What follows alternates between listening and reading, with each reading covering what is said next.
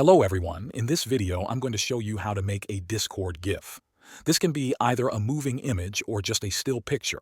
First, open your internet browser. Go to Google. In the search bar, type the word tenor. Press enter. Now, scroll down a little and you'll see an option called GIF Maker. Click on that. This is where you can create your GIF. You'll see some options.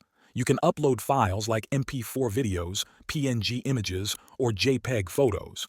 Or if you already have a video link, you can paste the media URL in the box at the bottom. In this example, I'm going to upload a video file from my computer.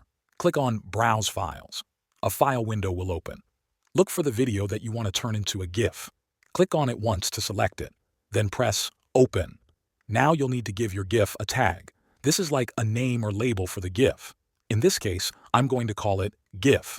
Type the tag into the box. After that, click the button that says Upload to Tenor. It may take a few seconds for the upload to finish, depending on your internet speed. At this point, Tenor will ask you if you want to create a free account. You can sign in using your Google account if you want to save your GIFs online. But if you just want to download the GIF right now, you don't have to sign in. Click the download option instead. Once the download is complete, you'll see your GIF file in the top right corner of your browser or in your Downloads folder. Now let's upload the GIF to Discord. Open Discord on your computer. Go to the chat where you want to send the GIF. At the bottom of the chat box, you'll see a plus sign. Click on it. From the menu that appears, click on Upload a File. Now choose the GIF file that you just downloaded. Click on it to select it. Then click Open. Once it's attached to the chat, press Enter to send the GIF. If you want to save this GIF to your favorites for quick access later, move your mouse over the GIF in the chat.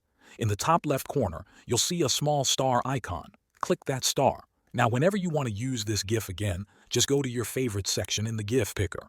It will be right there. Thanks for watching.